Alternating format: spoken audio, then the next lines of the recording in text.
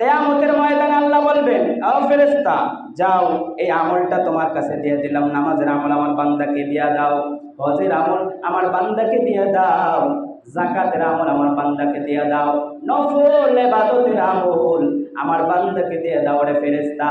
তবে ফেরেশতা একটা আমল আমি আল্লাহ নিজে আমার বান্দার হাতে তুলে দিব, সেই আমলটা হলো রোজাদারের রোজার পুরস্কার। আমরা বলি না আমি হলাম তোমার জন্য, তুমি হইলা আমার জন্য। আল্লাহ বলে বান্দা আমি হইলাম তোমার জন্য, আর তুমি হইলা বান্দা আমার জন্য। আসসামুলি ওয়া আলা আজিবি, বান্দা রোজার প্রতিদান ফেরেশতার হাতে দিব না, আমি কারো হাতে দিব না। রোজার প্রতিদান আমি আল্লাহ নিজের হাতে তোমাদের হাতে তুলে দিব। অন্য হাদিসে আছে আসসামুনি ওয়া আনা উজজাবি, বান্দা আমি প্রতিদান দিবই না, আমি আল্লাহ স্বয়ং তোমার প্রতিদান হয়ে যাব।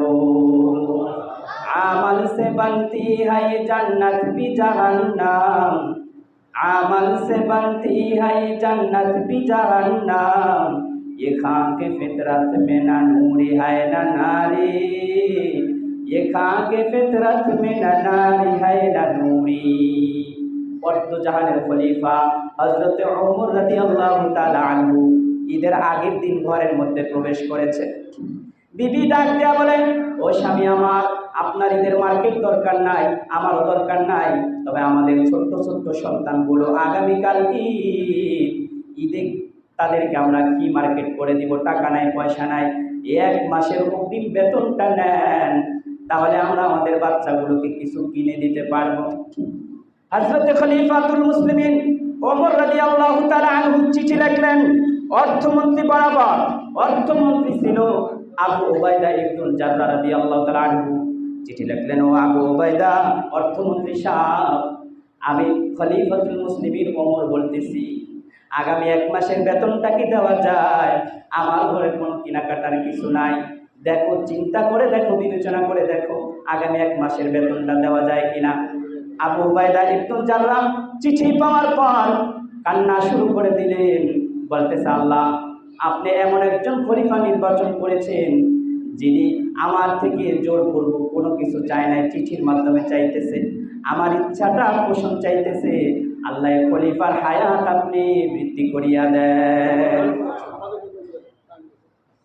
তো এক মাসের অগ্রিম বেতন চাইছে। আবু উবাইদা ইবনুল জাররাহ আবার লেখছে, খলিফা আমি দুইটা শর্তে দিতে পারি। একটা শর্ত হলো, খলিফা আপনি এক মাস বাঁচবেন কিনা। খলিফাও যেরকম মন্ত্রী ওইরকম, বলে আপনি এক মাস অগ্রিম বাঁচবেন কিনা, আপনি গ্যারান্টি দেন।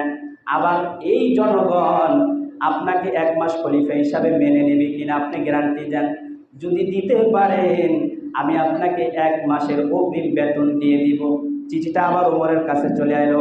ওমর চিঠিটা পাওয়ার পর 2 রাকাত নামাজ পড়লো, শুকরিয়া দান, কান্না শুরু করে দিলেন, ও দয়ার মালিক, এমন একজন মন্ত্রী আমাকে দিয়েছেন, আমি ওমর যদি এখনো নাও থাকি, এই মন্ত্রী এই দেশকে আমানতের সাথে চালাবে।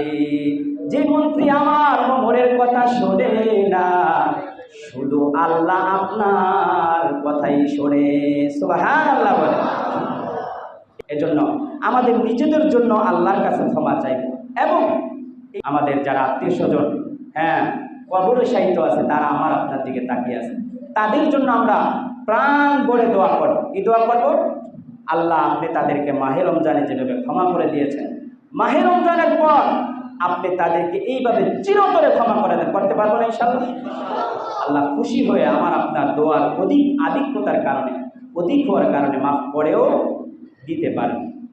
আল্লাহ রাব্বুল আলামিন আমাদের সবাইকে এই সিয়াম সাধনা 1 মাস করেছি, এই পুঁজি নিয়ে যাতে 11 মাস চলতে পারি, আল্লাহ রাব্বুল আলামিন আমাদের সবাইকে তৌফিক দান করুন।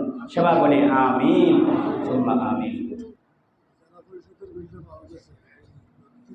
টাকা 70,000 টাকা